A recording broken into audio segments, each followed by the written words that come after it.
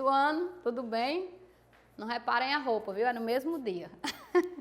Pessoal, nós vamos voltar a falar sobre a Mesopotâmia, né? E aí nós ficamos com os povos que viveram na região da Mesopotâmia. E o primeiro, que está aí na página do livro de vocês, na 71, é os Sumérios. Viu? Nós vamos falar dos Sumérios. Vamos ver quem eram esses povos. E aí o autor do livro de vocês, né, ele botou logo aí uma pedra, né, que é onde está escrita dele, dos Sumérios. Vocês estão vendo aí que é uma escrita que parece um prego com uma... E aí tem uma forma de cunha, né? É um prego com uma cunha. E aí são escritos na língua dos Sumérios, viu?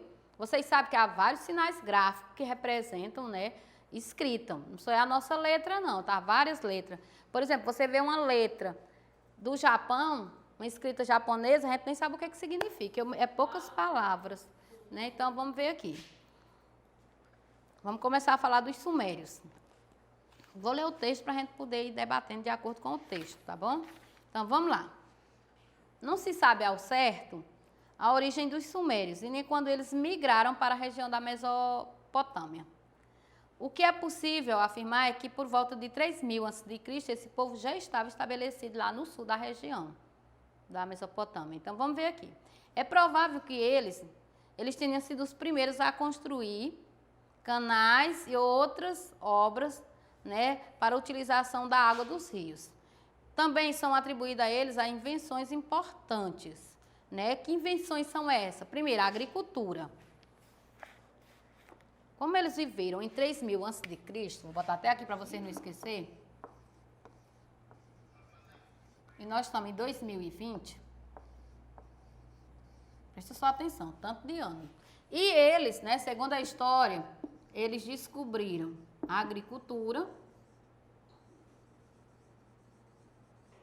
é uma invenção deles, uma descoberta deles. Eles descobriram a roda e o arado, né? Quando eu assisti aqueles Fred Barney, um desenho animado que tinha na Globo, porque a roda dos carros lá era quadrada, tudo deles era de pedra. Aí eu digo, pois eles viveram antes dos Sumérios, né? Quando eu comecei a estudar a história. Mas não, porque eles foram quando descobriram a roda. Então, essa civilização, se elas, né, hoje elas estão completando o quê? 5020 anos. Então, faz muito tempo que esses instrumentos foram descobertos. A agricultura, a roda e o arado. Então, vamos ver mais. Então, vamos ver. Eles fundaram, né, foram os fundadores das mais antigas cidades da Mesopotâmia. Que cidades foram essas? Quis, Lacache, né, Uruk e Eridu. Foram cidades que eles formaram. Os registros escritos mais antigos conhecidos, né, até o momento, foram os encontrados nas ruínas de um templo em Uruk, onde hoje se encontra um país chamado Iraque. É Uruk no passado dele. Então, a data aproximadamente desse escrito é 4000 a.C. São sinais com aspecto de um prego de cabeça larga. Então, lembrando aí uma cunha. Essa cunha, ela era usada para gravar numa argilha. A argilha é um tipo de barro, como vocês sabem. Então, eles molhavam, faziam aquela pedra e eles usavam essa cunha para escrever, né? Botava lá na argilha, mole, quando endurecia, fica isso aí que vocês estão vendo. Então, eles gravavam essa escrita. Então, essa escrita deles é chamada cuneiforme. É o nome da escrita do Sumério. Cuneiforme, porque vem da cunha, né? Cuneiforme. Então, vamos ver aqui. Inicialmente, a escrita suméria, ela era utilizada apenas, né, bem claro, em atividades contábeis. Que atividades eram essas? Registro de pagamentos, recebimentos, controle de estoque, circulação de produtos. Ainda na arrecadação de impostos, eles escreviam tudo aí. Então, quando eles armazenavam alimentos, ele ia lá e escrevia quantos produtos eles tinham armazenado. Quando eles recebiam dinheiro dos impostos, eles escreviam lá quanto tinham recebido, não é? E, pessoal, quando ele pagava alguém, os pagamentos também, eles, né, nessa escrita aí, eles colocavam como tinha sido feito, a que data, o valor. Então, a gente já está observando, para ser uma data muito antiga, eles eram organizados nas finanças, não é? No controle financeiro dessa população. Então, aqui é bem claro que com o passar do tempo, essa escrita ela foi sendo aprimorada, não é? E começou a ser utilizada também na elaboração de contratos, de declarações, não é? Em cartas, em poemas, em livros e etc. Né? Se ele foi aperfeiçoando a escrita, ela serviu, né, para várias coisas. Então, vamos ver aqui, na página seguinte. Olha o que nós temos na outra página, é um documento. Um documento muito importante, é chamada estandarte, né? Como se fosse uma tela pintada. Essa tela aí, pessoal, elas mostram para nós a história desses povos sumérios. Então, depois dessa tela, nós vamos ter umas questões e nós vamos debater essas questões e vocês vão responder essas questões. Então, uma das peças mais importantes para o estudo da sociedade suméria é um objeto conhecido como estandarte de Ur. É a peça, e essa peça ela foi produzida de 2600 a 2400 a.C. Foi encontrada na década de 1920, né? Por exemplo, hoje ela já tem 100 anos que foi encontrada. Nós estamos em 2020, em um túmulo de uma antiga cidade chamada Ur, que hoje é o Iraque. A obra é composta de 2 pequenos painéis ricamente trabalhados com calcário, concha, betume e pedras de lápis azuis. Lazuli, não é azuis não, é lazuli, tem um L aí. Elas são conhecidas como guerra e paz, essa peça aí, a guerra e a paz. Então, observe as duas imagens, vocês vão observar a imagem 1 e a imagem 2, e nós vamos descobrir por que elas são chamadas, né, de guerra e de paz, né, nas duas imagens. Então, vamos ver aqui. Observaram? Então, vamos ver. Primeiro, qual dos painéis acima corresponde à guerra? Vocês acham qual deles corresponde à guerra? É a primeira ou a segunda? Pode olhar.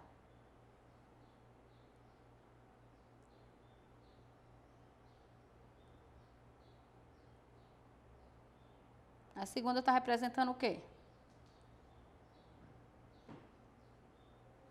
Pronto. A de baixo, né, ela corresponde à guerra. Vocês estão vendo aí, corresponde à guerra. Vocês estão vendo os oficiais puxando os animais, umas pessoas que parece que vão presa, né, um tipo de esqueleto, um soldado utilizando um tipo de capacete, vocês estão vendo? E tem uns que tem um tipo de esqueleto aí, sendo carregado embaixo desses cavalos mortos. Então, é a segunda, né, que corresponde à guerra. A primeira, e aí tem vários elementos que mostram a guerra, não é? Aí, na segunda, a paz.